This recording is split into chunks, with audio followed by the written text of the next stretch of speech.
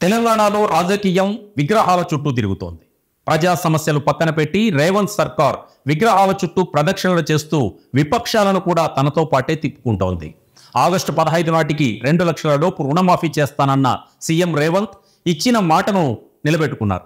కానీ ఇంకా 17 లక్షలకు పైగా రైతులకు రుణమాఫీ కాలేదని స్వయంగా మంత్రి ఉత్తమ్ కుమార్ రెడ్డి చెబుతున్నారు. దీంతో పరిస్థితి తారుమారైంది.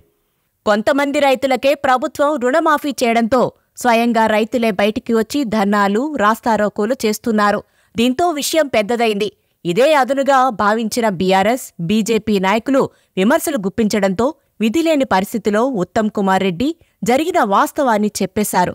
మిగతా రైతులకు కూడా రుణమాఫీ చేస్తామని హామీ ఇచ్చారు. అయినా రాష్ట్ర వ్యాప్తంగా బీఆర్ఎస్, బీజేపీ ఆధ్వర్యంలో రైతులు ఆందోళనలు చేస్తుండటంతో కుడితిలో పడిన ఎలక లెక్క అయింది తెలంగాణ ప్రభుత్వ పరిస్థితి. అయితే సరిగ్గా ఇదే సమయంలో ఎప్పటిలాగానే ప్రజా సమస్యలు మూలకు నెట్టేసి మరో వేడివేడి ముచ్చట తెరపైకి వచ్చింది.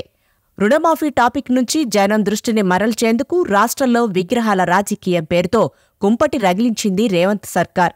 సచివాలయంలో రాజీవ్ గాంధీ విగ్రహం పెడతామని రేవంత్ చెప్పడంతో మేం మళ్లా అధికారంలోకి రాగానే దాన్ని కూల్చేస్తామని కేటీఆర్ చెప్పారు.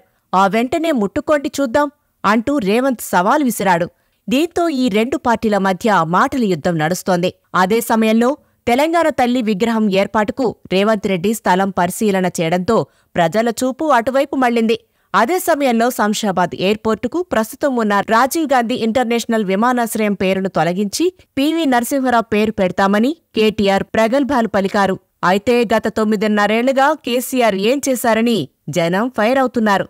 దీంతో కాంగ్రెస్, బీఆర్ఎస్ నేతలు పరస్పరం పంచ్ డైలాగులు విసురుకుంటున్నారు. దీంతో రైతు రుణమాఫీ పూర్తిగా అమలు కాలేదన్న ముచ్చటను జనాలు మరిచిపోయే దుస్థితి దాపురించింది. గడిచిన అసెంబ్లీ ఎన్నికల్లో కాంగ్రెస్ విజయానికి మూల కారణమైన రైతు రుణమాఫీ ఇక ఉత్తుత్తి ముచ్చటగానే మిగిలిపోయే పరిస్థితి ఏర్పడింది.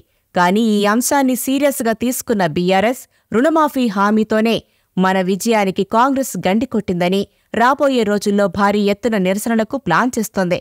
కేటీఆర్, హరీష్ రావులు గ్రామాల్లో ఈ మేరకు టూర్లు వేయనున్నారు. అయితే బీఆర్ఎస్ చేయబోతున్న ఈ ఆందోళనలు ఏ మేరకు ఆ పార్టీకి మేలు చేస్తాయో, ఎంతవరకు కాంగ్రెస్పై ప్రజల్లో వ్యతిరేకత తీసుకొస్తాయో చూడాలి మరి.